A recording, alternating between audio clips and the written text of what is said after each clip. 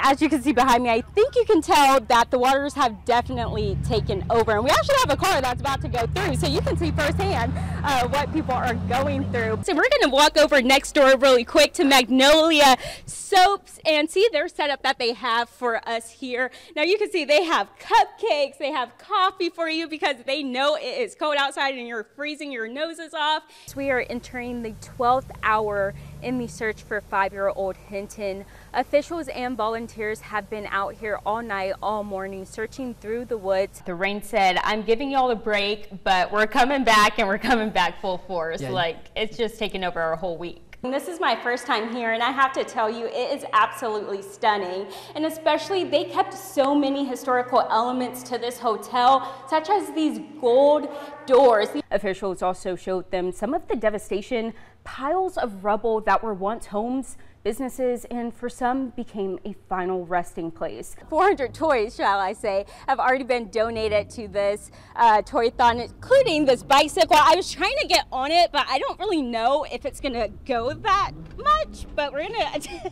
Well, prices at the grocery stores have increased significantly since the pandemic, and more recently, the price of eggs has seen an unexpected hike. Yeah. He's definitely making sure everyone in this district knows who he is. Let's break down what it means. It bans any person from knowingly providing gender transition procedures to those under 18. Nicholas, you have been following this story since the beginning. What can you tell us about the outcome today? Breaking tonight, the Newton County Sheriff's Department is actively searching for a murder suspect, according to Sheriff Jody Pennington. Y'all do so much for the community and the youth, and I know everyone appreciates it. 9 years. Like 9 years. In June, it'll be 9 years. Wow. Yes. Did you ever think it would be this impactful on the youth when you first started? Oh, no. We've been detailing each step of the controversial bill since it was first debated on the House floor in early February. But opponents say they'll keep pushing back despite the governor's signature. Good news for motorists as gas prices at the pump are stuck in neutral. Well, for now.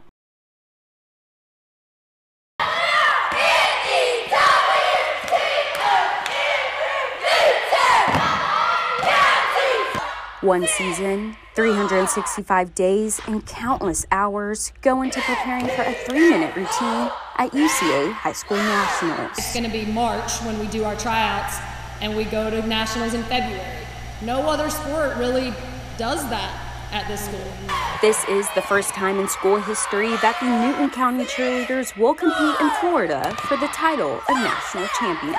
Usually they just compete one time a year, at least in the previous years. And this year I actually bumped that up to 5 times. Once we go down to nationals, they have gone to now 5 competitions. I'm just so happy that I'm able to be a part of it, and I know we're doing things that Newton County either has never done before or it's been a long time since we've done it, and I feel like a sense of pride. In December, the team came out on top, winning the state championship and earning a bid to Florida. State champion in varsity all-girl game day division 4A. Put your hands together for Newton County. Our coach told us that we hit 0, and we kind of all had in the back of our mind like, we just won. But when they announced it, it was just crazy. It was like this big excitement. Like it didn't feel real for like 3 days after that. Now they are on the road to nationals, where they will compete against 60 teams from across the nation. My goal for them is to go down and regardless how we do, to still leave proud with their heads held high and ready to attack the season next year. 3, 5, 7, 1. To succeed at nationals, it takes 3 things: precision, technique, and high energy. Let's go to the 7C. Come on. Hit. 4, 3, 1. After hit. We got 5. After hit.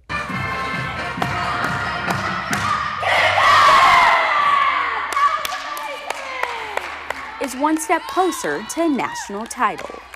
We try to focus on the little details just to make every little thing perfect. Like we're trying to hit perfection each time we do anything. It's very nerve-wracking, but we hope we can set an example for other girls who end up joining the team and keeping the legacy going to have something to look up to. But with a new coach and a new competition, the journey to get here doesn't come without a few challenges. I knew that I was going to come in and make a bunch of changes, but they didn't. So it was exciting, but there definitely was, some bumps in the road here and there, just them getting used to me and me getting used to them. So it definitely was a learning process for both of us. When you hit a stunt like nonstop, it never falls, and then that one time it falls, it kind of just like puts like a defeat in your head, like why now? But then you just finally get it together, you encourage each other, and you hit it the next time. The majority of their season is spent cheering on their school sports teams. But now, a community comes together to cheer for their cheerleaders. It's very exciting. They worked really hard this season, and we're just super proud of them.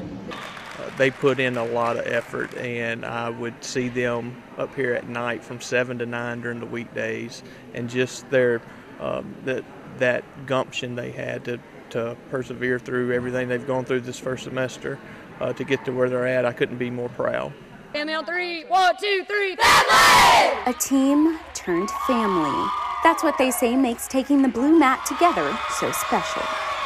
It has been an amazing experience being able to stay and practice with these girls. They are honestly wonderful. They are hilarious, and they're like excellent cheerleaders. Newton County Cheer is something. They are here, and they're ready to show everybody who we are. A lot of hard work, dedication, and love has been put into this routine, and it's almost time for these talented ladies to take on the blue mat in Florida.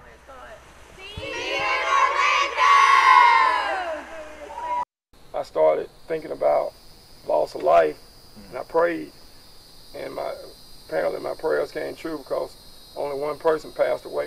Lewin resident Patrick Carr says he thought the death toll would have been higher after an EF3 tornado left nothing but devastation throughout the small town.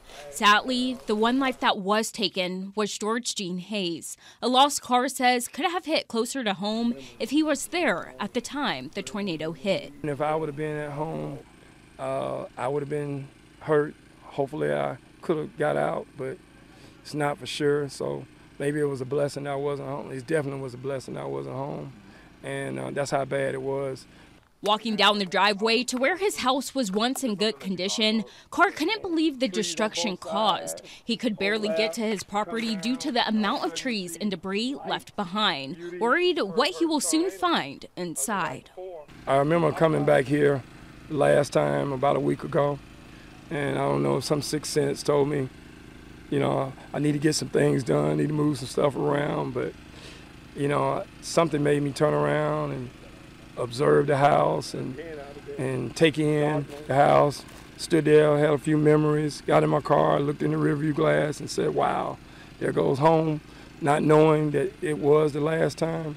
Linemen from across the state working hard to restore power to over 20,000 people who have gone days without it. And the Salvation Army of Laurel, Mississippi jumped into action when hearing about the devastation in Jasper County. Commanding Officer Keisha McMillan says the organization knew they had to love on their neighbors, feeding their physical and spiritual needs.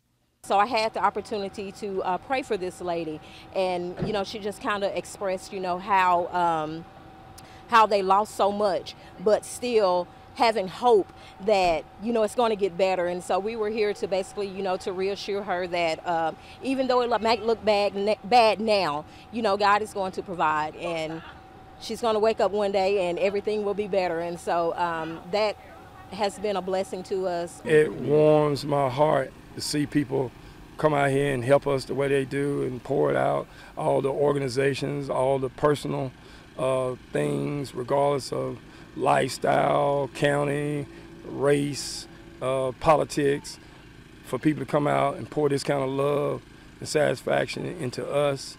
Words can't describe how I feel about that. And although Carr has had time to come to terms with the damages, he says when he does eventually get inside his house, it will still be overwhelming. I always thought it could happen, and eventually it did happen. So reality has set in, and it still hurts. It is what it is, but at the same time, life goes on. I'm still standing. A lot of people are still standing, and it's just gonna make us a stronger, better community, I believe. In Jasper County, Tynisha Jackson, WTOK News 11.